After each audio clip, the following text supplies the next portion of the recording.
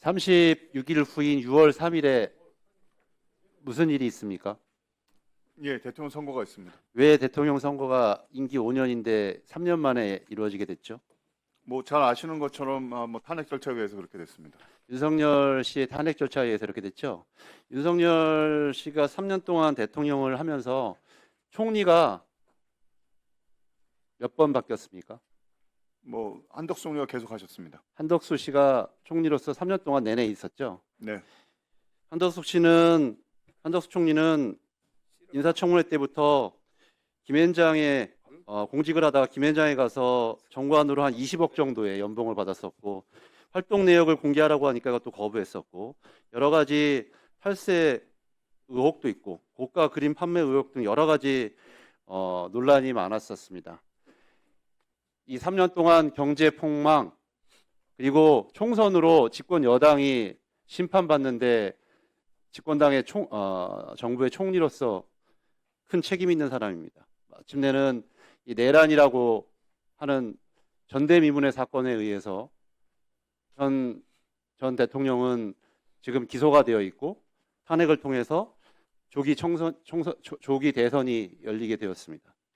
이런 분이 지금 방금 보니까 30일이 아니라 5월 1일 날 사퇴를 하고 대선에 출마한다고 하는데, 국민 여러분들이 어떻게 생각하시는지 한번 보겠습니다. 여론조사 한번 보시죠. KBS 여론조사인데 70%가 반대를 하고 있습니다. 비상계엄이라든지 연루 의혹, 좀 전에 얘기했던 윤석열 정부 실패에 대한 책임을 지고 있고, 또한 권한대행으로서 해야 할 역할들이 있는데 이런 것들을 다 저버리고 출마한다고 하는데 국민 여론의 70%가 반대라고 있는 상황입니다. 근데 최근에 보니까 한덕수 씨가 굉장히 신이 났어요. 4월 4일 이후로. 일정을 한번 볼까요? 좀 전에 우리 방기선 시장님은 여러 가지 회의를 했다고 그러는데 제가 갖고 있는데 2024년 1월부터 6월까지 일정 중에 6개월간 일정 중에 현장을 간 일정이 거의 없습니다. 대부분 청사에서 회의를 하거나 의전적인 역할을 했었었는데 갑자기 이분이 4월 4일 이후로 전국을 막 돌아다니기 시작합니다. 외신 인터뷰를 합니다. 광주, 울산, 평택, 인천. 국민들의 세금으로 자기 선거운동을 열심히 하고 다니고 있습니다. 우리 잠깐 멈춰주시고요. 정무실장님 잠깐 나와주시죠. 정무실장입니다. 정무실장님도 사임하시나요? 사표 내세요? 아닙니다. 예. 우리 한덕수 총리가 나가셔도 사표는 안 내십니까? 가정을 전제로 제가 답변을 드리는 게 적절치는 않은데 제가 지금 맡은 바 소위 일정직이 29명인데 네. 지금 몇 명이나 사표를 내실 예정입니까? 제가 정확하게 제가 말씀드리겠습니다. 그거는 뭐 지금까지 사표 낸 사람은 저 비서실장밖에 없습니다. 공보실장 안 냈나요? 안 냈습니다. 안 냈습니까? 네, 아직 안 냈습니다. 어떻게 될지 모르겠습니다만.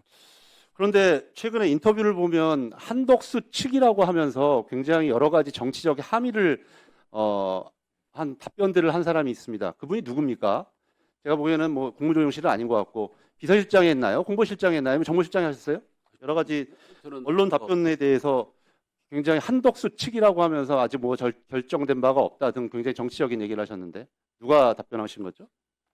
아마 저희 총리실에서 얘기를 했으면 총리실 관계자 내지는 고위 관계자라고 표현했을 겁니다. 총리실의 관계자들은 당적이 없죠. 당연히 없습니다. 정치행위를 하면 어떻게 되죠? 처벌받을 수 있죠. 독립의미지가 예, 처벌받을 수 있겠죠. 네, 네. 저는 새 정부가 들어서면 거기에 있는 총리실의 관계자들은 전부 다 감사원 조사나 내용들을 받아야 된다고 생각합니다. 총리가 사실상의 선거운동을 하고 정치활동을 하는데, 우리 총리실에 만약에 공무원들이 거기에 부안해동하면서 협조를 했다거나 관련된 정치활동을 기획했다거나 한다면 공무원으로서 정치적 중립 위반에 엄격한 책임을 물어야 된다고 생각하고, 그런 부분과 관련돼서 며칠 남지 않았지만 우리 총리실 직원들도 절대 그런 부분과 관련돼서 스스로 책임질 수 있는 일이 아닌 행동들은 절대 하지 않았으면 좋겠다라는 말씀을 드립니다. 우리 한 2분만 더, 2분만 더 주십시오. 정리하겠습니다.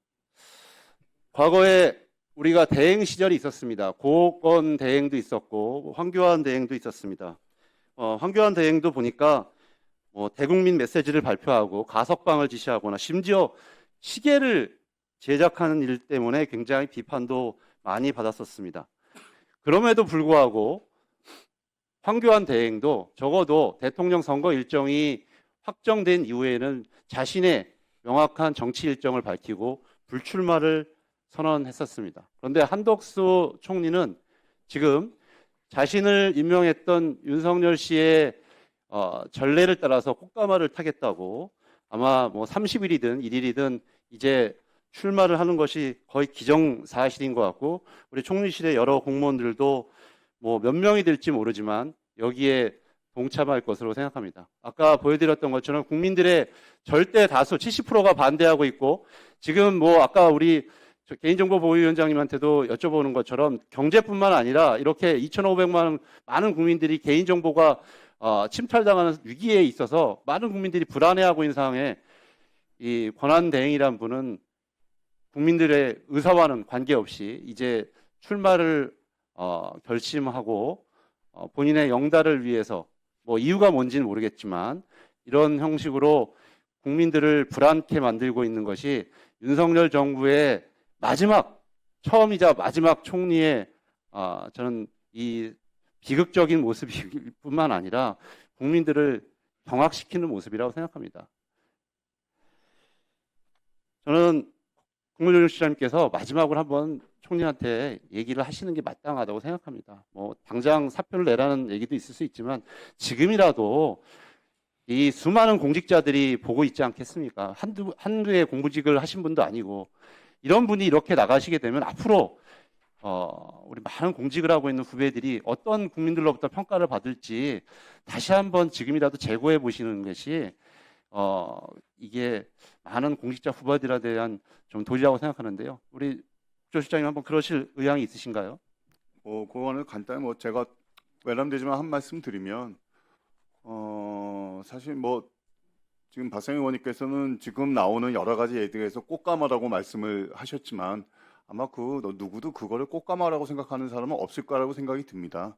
그리고 50여 년 동안 국무총리님께서 계속 말씀드리겠습니다.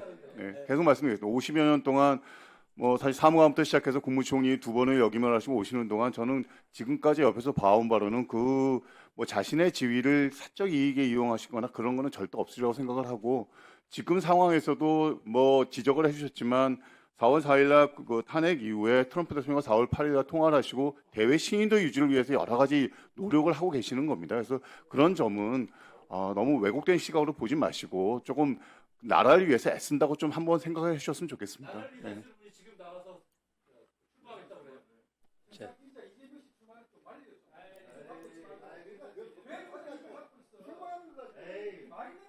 자, 마무리.